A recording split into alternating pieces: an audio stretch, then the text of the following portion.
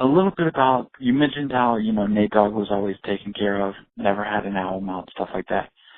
But in 97, I want to say it was early 97, he even had an album pressed up and manufactured, and then at the last second, it just was pulled, and, he eventually did the whole breakaway thing. Do you know, what happened with the whole Nate Dogg situation? A bad reaction on the video, again in the single, and then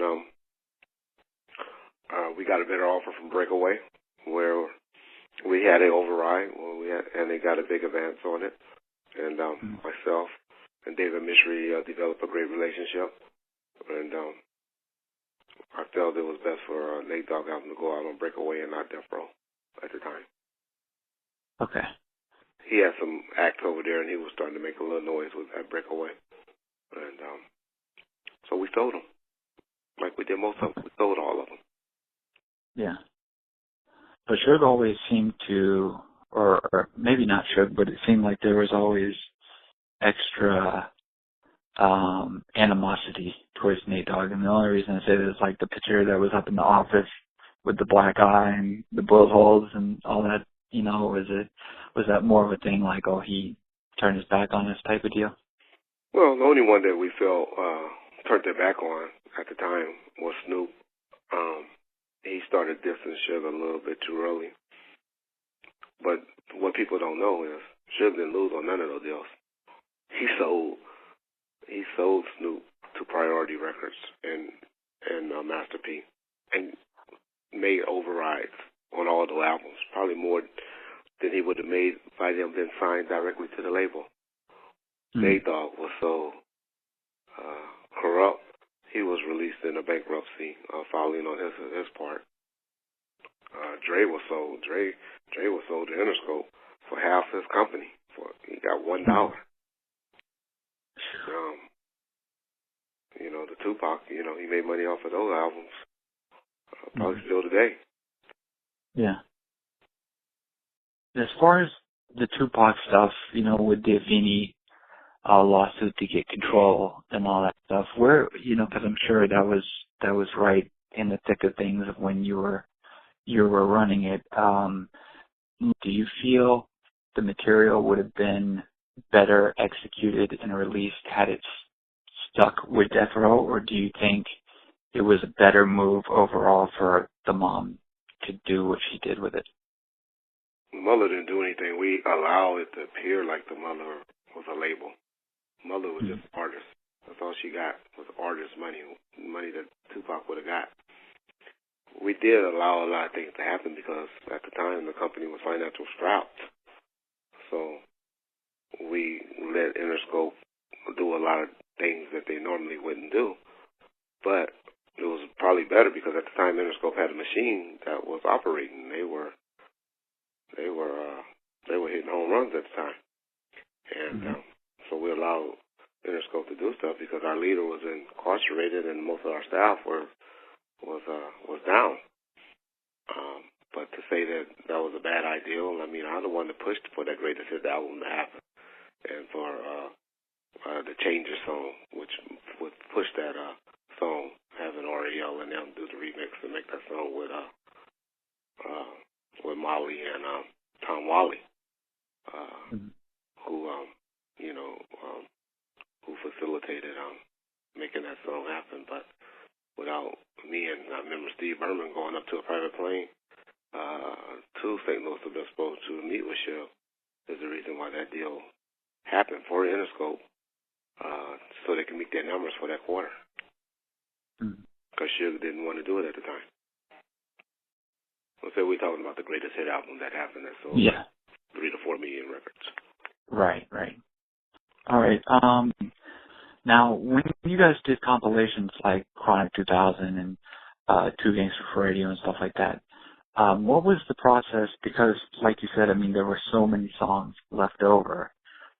It seemed like Death Row was always in the good graces of fans because when they did pick songs, number one, they picked good songs, but number two, they usually left them as they were recorded. I mean, obviously because you guys would know which songs were plan for albums and which were studio scraps. What would the process be for selecting which songs you guys wanted to put on, let's say, Chronic 2000 or Two Gangster for Radio? I mean, would you have ones in mind, or would you go back and have somebody listen to a couple and then, we just had unlimited studio time, and we'll let people,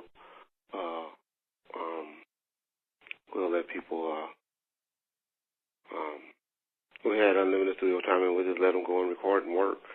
I did do a process where I did get some music into the prison and let Suge listen to some of it, but it was pretty much done at the final stages. I don't recall him making any changes or deleting anything. And then I also used to go and play stuff at the St. Louis Obispo. They had a college radio station to let him hear some music, and he'd give me some advice here and there on some songs.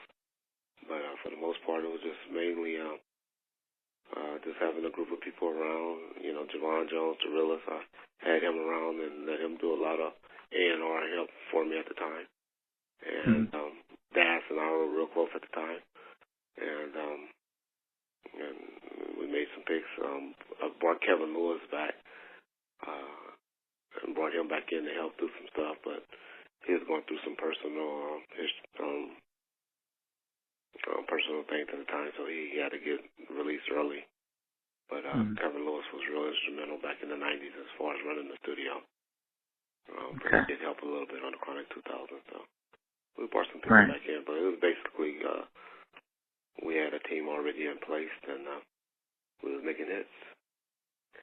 What killed us was the war between the East Coast and West Coast, where the East Coast wasn't playing any of West Coast music, didn't care. I remember when Quick and Dre had that hot song that they had an artist that was out that Quick had did on one of his artists, and Dre ended up doing a remix and stuff like that. It was one of the hottest songs out. Didn't have one play on the East Coast. So that's why the label really went down. And then the South started having their own heroes, people from Houston and all of that, who really helped keep the West Coast music alive. But once they started supporting the Master P's and Cash Money and the guy from Houston and all of that, can't think of his name right now. They, you had all of those people that was starting to do stuff. So we started losing a fan base. That's how it really broke down. And then the East Coast and Puffy and them, they were just making you dance. And our West Coast radio continued to play the East Coast music, where the East Coast radio jocks would not touch any West Coast music, no matter what. Who do you feel, as far as at the label, if you could have gotten the backing that you needed and really pushed somebody the way they should have been pushed, who do you think could have made the biggest impact for the label? Because, a lot of artists came and went. As a new artist, Javon Jones had the most talent, but he had a problem. His problem was he sounded,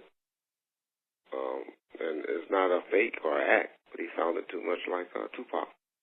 But as far as writing skills and all of that, the Realest would have been a good act, and I still tell him to this day that he needs to be a writer or write for different artists. To be honest, I think he's a little bit too old now to be a rapper. The second person that I thought would have a chance, that was my pet project that I the one that not discovered, because the guy named C-Style is the one that discovered him. But I the one that talked Suge into signing him to the label. And we were going to do a lot of stuff with was Crooked I. Crooked I, only problem was his age. He was a lot older than the type of artists we were used to putting out. But those were the two artists that I basically was behind, and was my main push for the 4 years that I was running the label. Okay. And were there ever times where you presented certain ideas or projects to, I guess Suge or whoever, and they just didn't want to do it? Or did you have ideas and stuff that you thought, like, this could definitely work if we do it? We pretty much had well, the video stuff like that. That was pretty much my able to do the DVD, or whoever was my confidant, my confidant, Cedric or Roy at the time, to talk me into it. Mm-hmm. So those were things that I pushed. The two Gangsta for Radio and the Chronic 2000. We was trying to see what the public was going to jump to. Who were they going to like? And that's why we had to put out compilations to see who blew up from it. From the Mac Shons to the Realest, the Doobies, the VK. These were people that did a lot of writing. They were the crew that pretty much did a lot of writing on the Chronic 2000. Dre. If you always see they talking about Texas to LA, I show you right there, Dre wasn't doing nothing. What do you know about Texas? But that was the DOC people that were all signed, that was helping DOC write all that stuff that he wrote for Dre. So, we was just trying to see who would blow up from that. As much animosity as there was between Snoop and Suge because of, the way he left and Suge being able to recoup money off of his albums and all that. What is your reaction to both of them being cordial now, I guess you could say, after they had their discussion in a club, a couple months back? Is that something you ever saw would happen, or? I will bet my life on it that would be the only time that they would talk or have spoken since then. I bet you they haven't spoken since then. That was just because Snoop is a bitch and he's scary, and he probably didn't have enough guys with him in the club that night, and where he was being cordial and knew once he got out of there, he wasn't going to talk to him again. Whoever had the most guys with him that night wasn't bowing down. Right. Yeah. One of them was short.